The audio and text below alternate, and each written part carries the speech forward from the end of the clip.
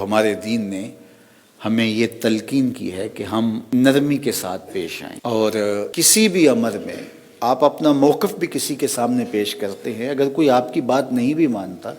تو آپ کے اوپر لازم نہیں ہے اس کو ٹھونس دیں، اس کے اوپر اس کو منوا کے ہی اٹھیں۔ اس طرح طبیعتوں میں تقدر پیدا ہوں گے، آپ کی کوئی بات سنے گا ہی نہیں۔ حضرت امام اعظم ابو حنیفہ علیہ رحمہ، آپ اپنے ایک شاگرد کو وصیت کرتے ہیں، غالباً حضرت زید ان کا نام ہے، کہ جب آپ کسی شہر میں جاؤ تو گھوڑا اچھا رکھو، لباس اچھا پہنو،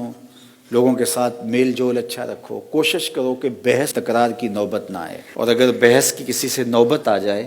تو پہلے اس کا موقف سنو، اور پھر اس کا موقف سننے کے بعد اس کی جو درست باتیں ہیں ان کی تائید کرو، ان کی تصویب کرو کہ تم نے یہ درست کہا، اور جن باتوں سے آپ متفق نہیں ہیں تو آپ کہو کہ آپ نے جو کہا یہ آپ کا موقف ہے،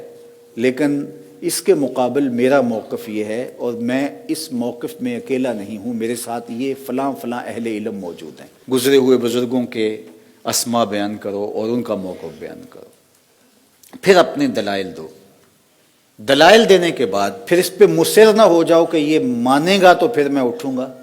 دلائل اس کی جیب میں ڈال کر کے، اس کے کوٹ میں گیند ڈال کر کے آپ گھر آ جاؤ، اللہ نے ہدایت دینی ہے، لکھا ہوا تو ہدایت مل جائے گی، ہمارے اوپر پہنچا دینا ہے۔ آج ممبر پہ ہم یہی کہتے ہیں، جب خطبہ ختم کرتے ہیں تو یہی کہتے ہیں نا، وَمَا عَلَيْنَا إِلَّا ہمارا کام پہنچا دینا ہے، لیکن یہ ہم یوں ہی کہہ رہے ہوتے ہیں۔ رویہ یہ ہوتا ہے کہ جو ہماری بات مانے گا نہیں، ہمارے موقف کو تسلیم نہیں کرے گا، وہ دارِ اسلام سے خارج ہے۔ تو ایسا نہیں ہے، وَمَا عَلَيْنَا إِلَّا الْبَلَاغُ، ہمارا کام پہنچا دینا ہے۔ تو پیغمبروں سے بھی یہی کہا گیا، وَمَا عَلَيْكَ إِلَّا الْبَلَاغُ، محبوب آپ کا کام پہنچا دینا ہے۔ دل موڑے گا رب تو موڑ دے گا، یہ اس کے قبضہ قدرت میں ہے۔ تو اس لیے کسی بھی امر کے اندر، تبلیغی امور ہوں، اعمال ہوں، رویے ہوں، گفتگو ہو، طرز معاشرت ہو، اس میں حد سے تجاوز نہیں کرے۔